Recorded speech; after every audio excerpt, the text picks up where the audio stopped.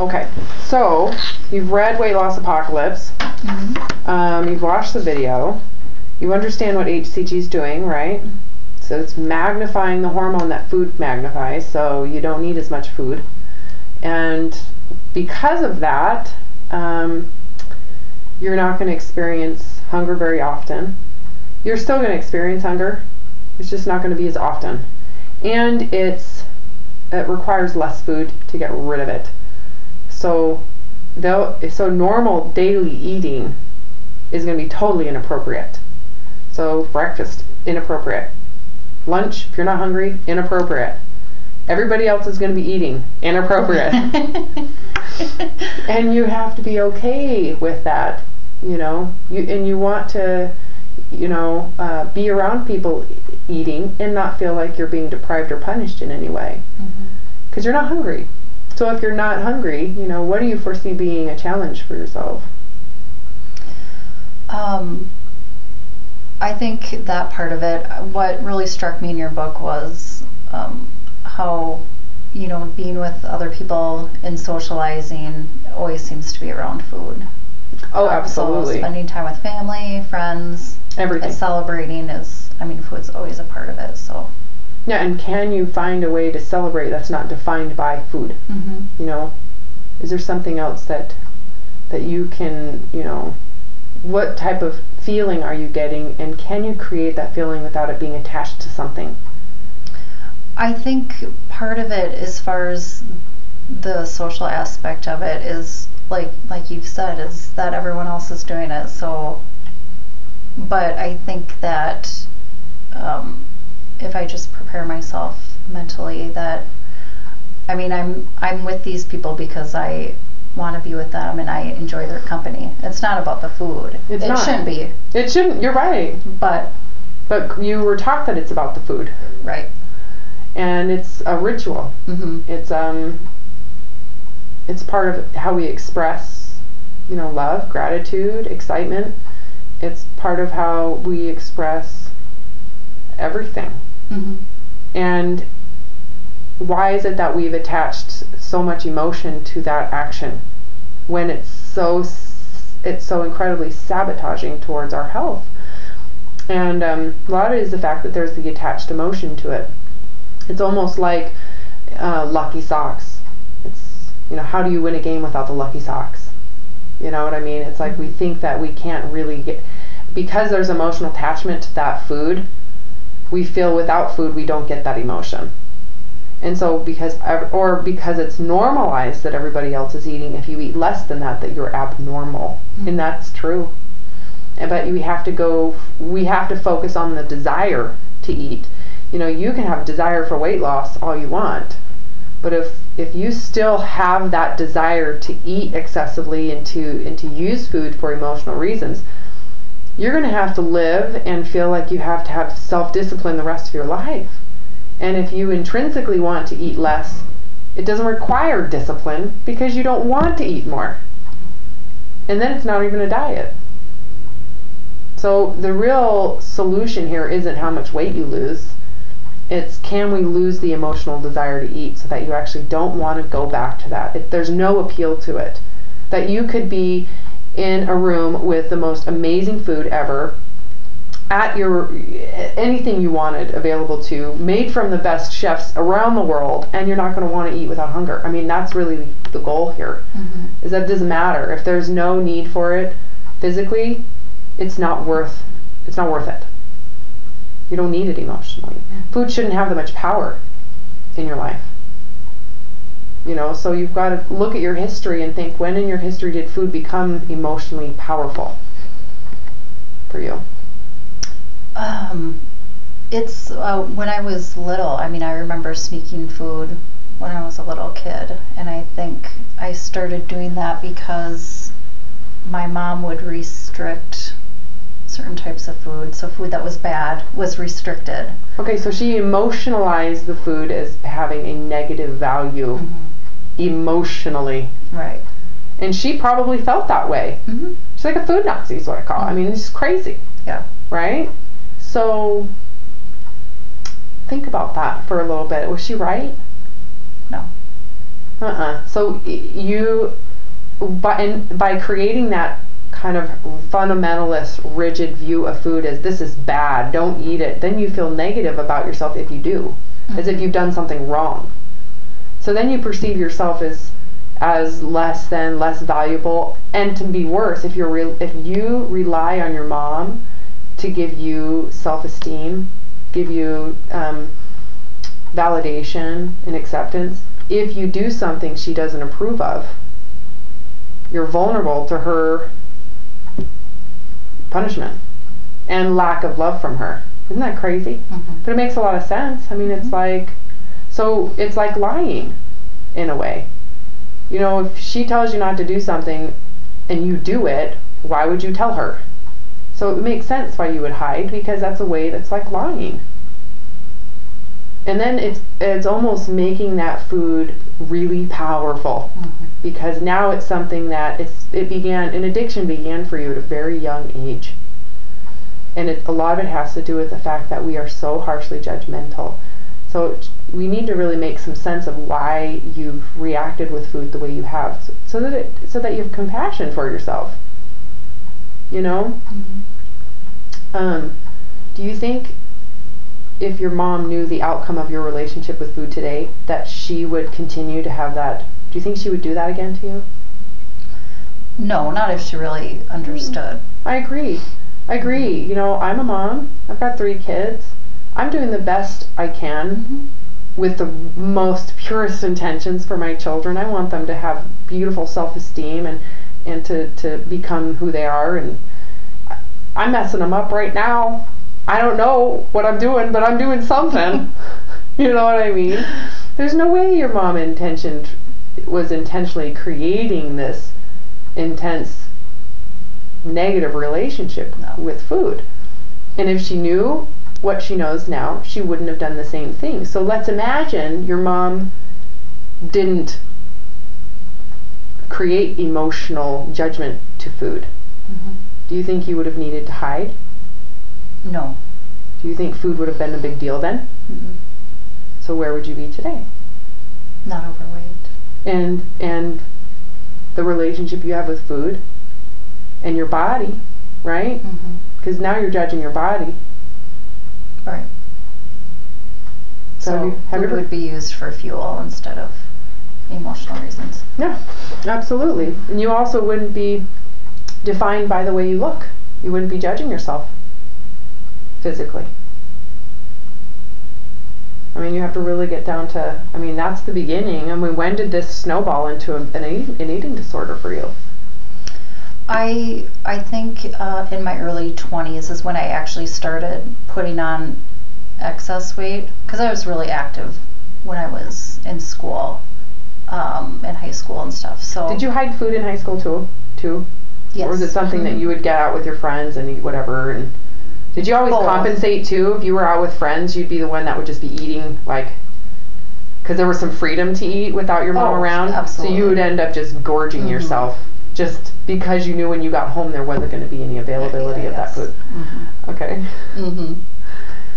So, and then, and my friends didn't think it was weird because I was thinner when I was in high school. I mean, I was a normal weight, so. So you know gorging's okay, right? Right. Did you get that in the book where I'm like, it's a real conundrum because it's acceptable to be a binge eating disorder. It's normal to have a binge eating disorder, and we all expect everyone else to binge when we do, right?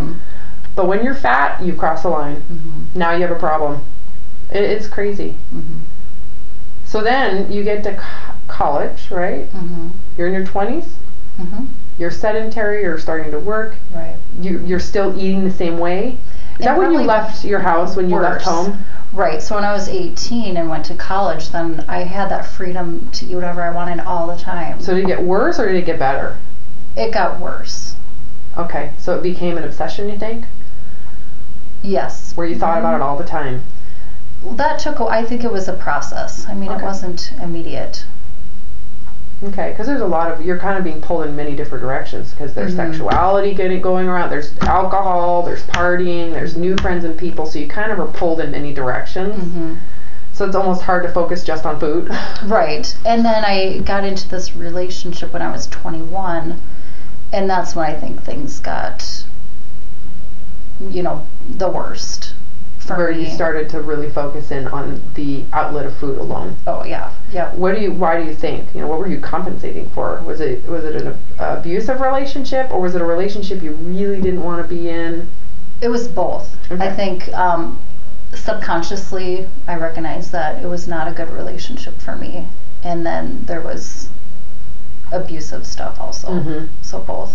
And so you feel almost like, well, let's get to the point of that feeling, because if we can get to that feeling and you can kind of express that, mm-hmm. it'll be a lot easier for you to go, oh, no wonder I have an addiction. Mm-hmm. You want to really get to the base of the issue specific to that. So it makes sense why you turned to food so quickly, mm-hmm. based on your childhood. Mm-hmm. That became something that was personal, it was yours. Your mom couldn't control it, so you controlled it through hiding it, lying about it, and then you got free to use it whenever you could.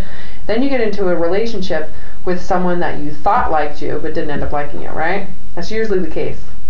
I think what happened was he didn't show me the right kind of love that I really needed. I think part of him did love me in some way.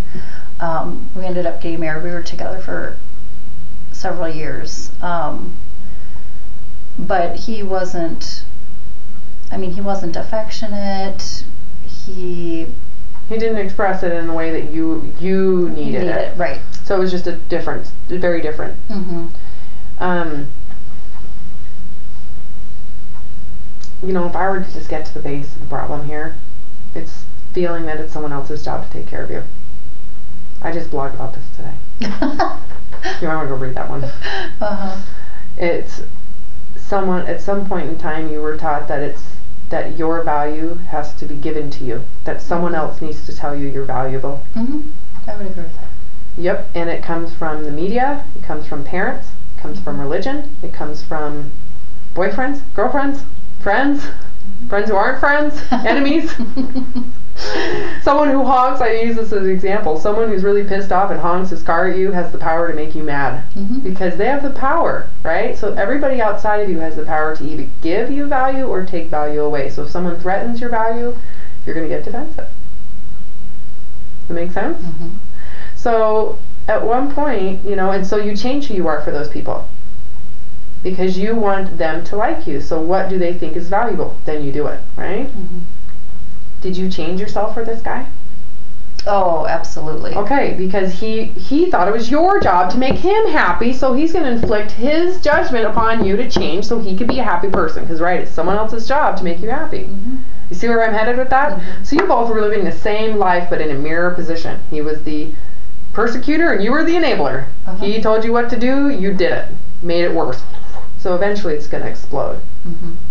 And no wonder you went to food, because if he's not going to give you validation of love and acceptance, you're going to have to find that from something else. And food is great. You want to know why? Because it's there for you whenever you want it. Mm-hmm. And if you're not feeling secure emotionally, you'll make yourself feel secure emotionally. If someone else outside of you doesn't give it to you, then you're going to find an inanimate object to give it to you. People shop. What do you think shopping does for people? They're feeling scared and they have the money to spend, so they go shopping. I mean, there's so much addiction in our country specifically. The biggest one being alcohol and food. I would argue food is bigger than alcohol, Mm-hmm. based on my opinion. But, at one point do you realize that that by relying on someone outside of you to tell you your value, that you're never going to be happy, because you're at the mercy of everything around yourself. You thought of that? Not that directly, no. It's pretty simple. Yeah. Mm-hmm. If it's your mom and dad's job to make you happy, then you're going to do everything they tell you. And what they tell you is based on their own fears, because their parents didn't love them unconditionally either. Mm-hmm. It's a vicious cycle. And they're doing the best they can with what they know, and sometimes parents think it's the child's job too, to make the parent feel secure. So if that was the case with my own children, I'd be telling them everything they need to do to make me a happy parent. You need to get good grades, right? Straight A's. If you don't get straight A's, I'm not happy with you. If you don't have the right friendships, if you don't wear the clothes I want you to wear, if you don't do the hair I want you to do, if you don't go to the religion I'm going to choose for you, I don't like you. It's all conditional, right? So who is that person? They're a freaking soldier. There's nothing authentic about it. So no wonder you don't have good self-esteem. You have mommy and daddy esteem. Mm-hmm.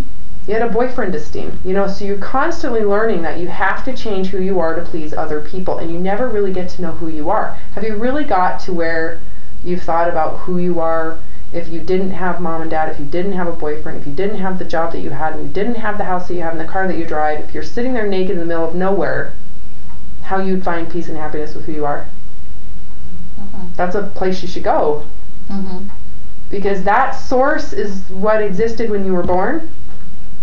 It hasn't changed. You just lost it. Do you remember that moment you lost it? Do you remember feeling like creative and authentic, and you even remember that? No. Did you grow up with parents that were really judgmental? Yes.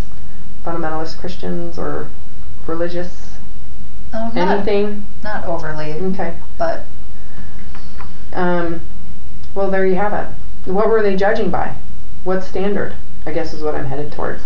Was it a political standard? Was it a religious standard? Was it fear based on what their parents taught them? I think it was part of what they learned. And then I think they were really concerned about how others viewed them. Oh, well, that makes sense, because they're reliant on other people to validate them. Right. See how this is so predictable when you really get down to the base of the problem? So then they'll change their opinion based on the mass thought. Mm-hmm. Because they don't even know who they are. They can't, and they're not willing to feel vulnerable. Yes. Yep. That's really what it is. Mm-hmm. Like, if I'm true to who I am, right, and I'm letting you know who I am putting myself at risk of your rejection. You could not like my hair, my makeup, the hat I'm wearing. You could think I look like a total slouch right now. Right? If you rely on other people to validate you, you are so screwed. Yeah. Your self-esteem will never be from the self. Mm-hmm. It'll always be outside of yourself. And here's the thing. If you've been taught to go to an external source for value, whether it be a religion, whether it be political, whether it be mommy and daddy, whether it be a job, whether it be how many cars you have, whatever it is, your clothes you wear, the purse you have, whatever it is. If you lose in that area, so let's say you get this job, right, and you're making great money, and everybody's like, oh my gosh, you're awesome, and everybody for some reason thinks you're just a great person now. Everybody wants to talk to you, hang out with you. What happens when you lose that job in your mind? Because you were thinking you were better because they liked you more, right? Mm-hmm. And if they like you more, you must be a better person, right? So you went up in the pecking order. But when you lose your job, what happens to your value? Was it authentic or was it fake? It was fake. So no wonder you're vulnerable. And if you lose that job, how are you going to perceive yourself as valuable? You're going to have to find something to fulfill that void. And what do you think yours is? Food. Food becomes that stable source for so many people. That's what food addiction is. Addiction is basically lack of self-worth. Baseline. Everybody else is giving you value. Everybody else can take your value. So if you have job worth and you lose the job, your value is crap. If you have religious worth and you break the rules, you're worth crap. Does that make sense? So when you think about the relationship you had with food, it makes sense. Started with your mom, right? And her judgment of that food, and you're wanting that food and going to get the food. And so when you have this boyfriend and he wanted you to change so that he would be happy about himself, because he certainly wasn't happy about himself, right? Mm-hmm. It would make sense why food was your first, I'm going to feel better about this by eating. And so you blamed your being fat as the problem. I did. Mm-hmm. You see where that was so misdirected. And it's because our culture says it's okay to eat gluttonously and have an addiction with food. That's cool, right? We're going to push the issue. We're going to make you addicted to food. But if you get fat, that's the problem. And then the diet industry creates a lot of that emphasis on that, because they make you think, well, if you lose weight, you're going to feel better about yourself, right? Relative to our fun, the ideals that we have with the way you look and how you're supposed to look, so everybody outside of you accepts you. See, it's the same cycle. If you don't look good, people are going to judge you, and then your value is less based on their judgment. So did you change the people you hung out with so you feel better about yourself? I have friends that chose to socialize with people they really didn't like or they didn't respect, because then they would feel better about themselves relative to how they perceived the other person. That makes sense. So did you, how much of the way you perceived yourself based on this idea that someone's in charge of the way you feel changed your decisions in life? I think it was wrapped up a lot in my marriage, definitely. Kind of lost yourself on that one. I did. So did you file for divorce, or did your ex-husband? How'd that feel? It was scary. Vulnerable? Oh, absolutely. Is that when you really, really started eating? Or did you go the other route and restrict your food on the other side? It's kind of the same way of controlling things. You're either going to excessively eat to control bad feelings, or you're going to control your food to avoid vulnerability. So it's all an avoidance of negative feelings. I controlled my food for a while, and then I went back to the food. And can you pinpoint why?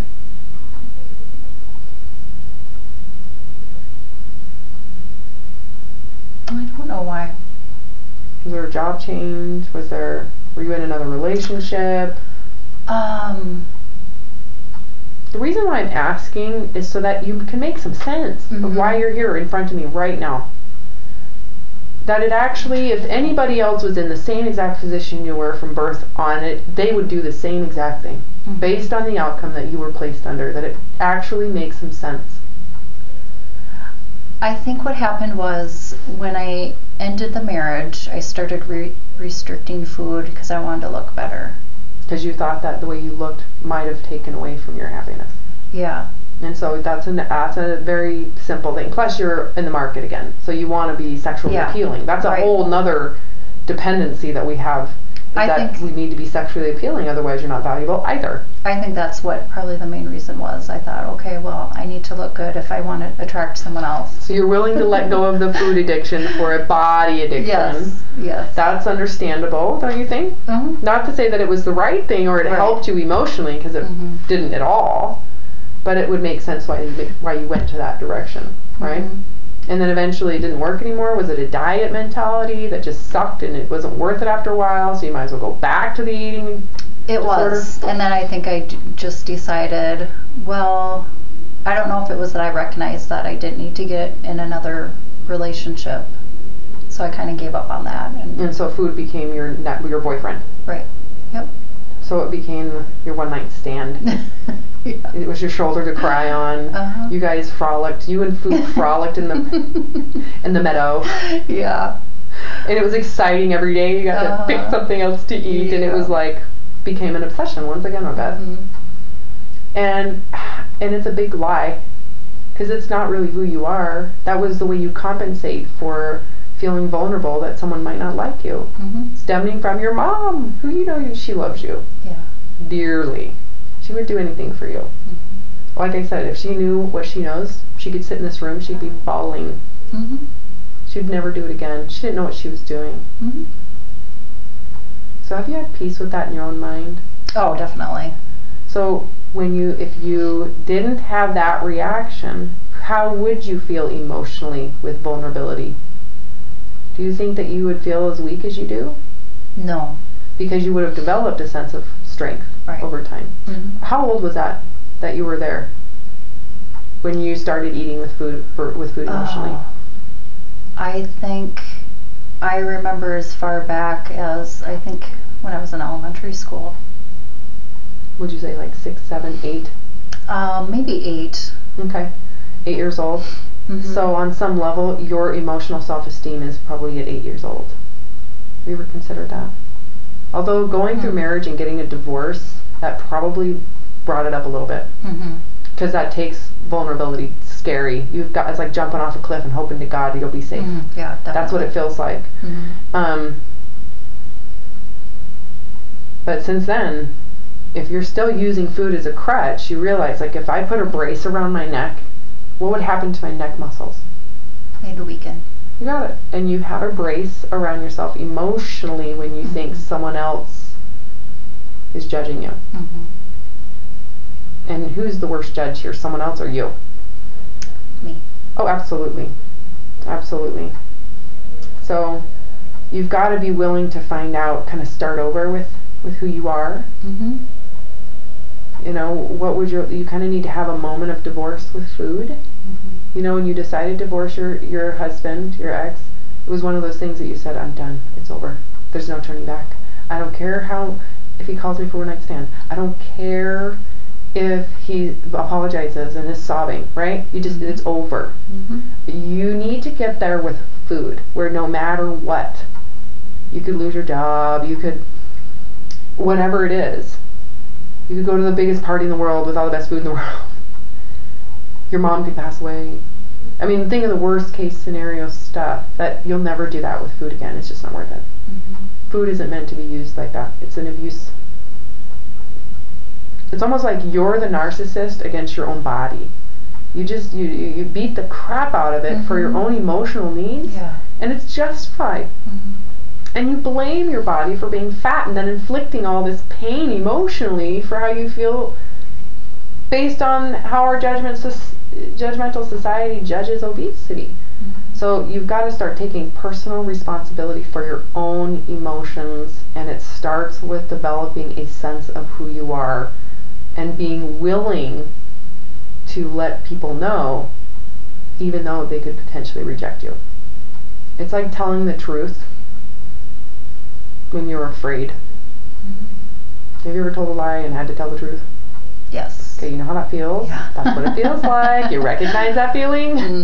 It's vulnerability, it's fear, and a lot of it has to do with fear of rejection, just the fear of just the raw exposure of it. But, you know, when you're willing to tell the truth, no matter what the outcome, there's something that's so profound in the letting that happen, that you actually kind of have a deeper sense of self. Wouldn't you agree? So what I'm asking you to do is, are you willing to tell people who you really are? Do you know who that person is? What type of music do you like? You know, would you be willing to meet someone and be that person without changing who you are? And if they still like you, right? What type of person are they? If they don't like you, what type of person are they? They think it's your job to make them feel better about themselves, and you're repeating the same cycle with another person. You see what I mean? Yeah. So it's really about finding unconditional love for yourself, liking who you are, and accepting that if someone else doesn't like that person, they have their own judgmental problems that they're dealing with, and they're dependent on other people to make them happy, and you don't want that type of monkey on your back. No. And you don't want to be that monkey on anybody else. Wouldn't you agree? So you kind of have to get off of your own back and start getting to what's real with you, and so that you don't need food anymore. Developing that sense of self-esteem that does not rely on food to create it for you. Am I making some sense for you?